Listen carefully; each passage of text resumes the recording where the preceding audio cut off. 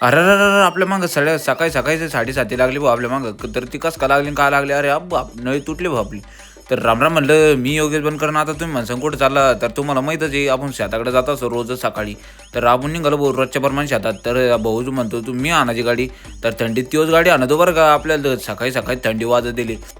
हां, आपण पोहोचलो भाऊ शेतात. आपले ट्रॅक्टर कसे उभे होते मग खतरनाकमध्ये. हां, आता त्याला म्हणलं, "उतर ना आता तू बैलगाडी नेऊन सोड." आणि आपले रोजच्या प्रमाणे आपले पाहुणे रोजच वाट बघते आपले बरं का. तर असं काही नाही भाऊ, एक दिवस बी बघत नाही. तर आपण निघालो आता नळे वाढण्यासाठी.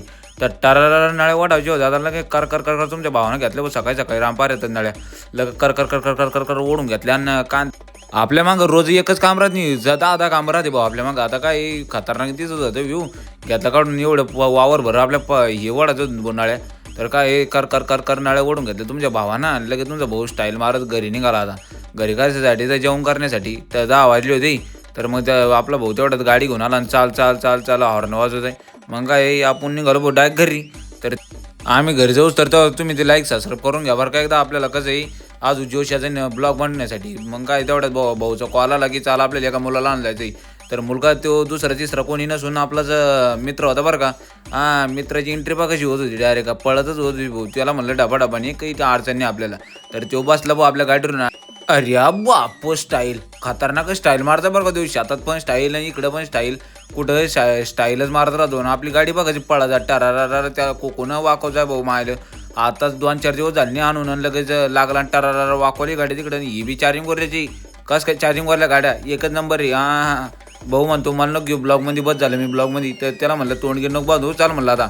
तर लगेच आपण गाडी घेतली आपली आणि लगेच निघालो आपण आपल्या दिशेने. तर तो बी मागून कसा जामटत होता भाऊ गाडी. त्याला म्हणलं आराम घे आधी गड्डे गुड्डे आपल्या रस्त्यात जासन एखाद्या गड्ड्यात. तर आता काय आपण तेवढ्याच शेतात पोहोचलो बोलतात लगेच काय यांना काहीतरी टोकन यंत्राचं काही खटपट करायचीच होती. तर मग यांना म्हणलं तुम्ही करा खटपट करत राहा तुम्ही ही गाडी तिकडे खटपट लेच करतात ती. आता त्यांना टाकायचं होतं हरभर पाडायचं भाई एक दाणा पडायचा एक नंबरच पडायचा बरं का. तर एक खतरनाक मध्ये सेटिंग लावते आमची तिकडे लोक. आता तुमचा भाऊ निघाला भाऊ नळ्या वाढण्यासाठी. तर नळ्या आता पूर्ण वावर ओढलं होतं आपण जेवण करायला जायच्या आधी. तर मग आपण काय आता निश्चय 7:30 लागत आहे ना आपल्या मागं. तर सुटली वाटतं नळी. हां, नळी सुटली ते काही तुमच्या भाऊचं तोंडावर वाम आले म्हणजे नळीच सुटली.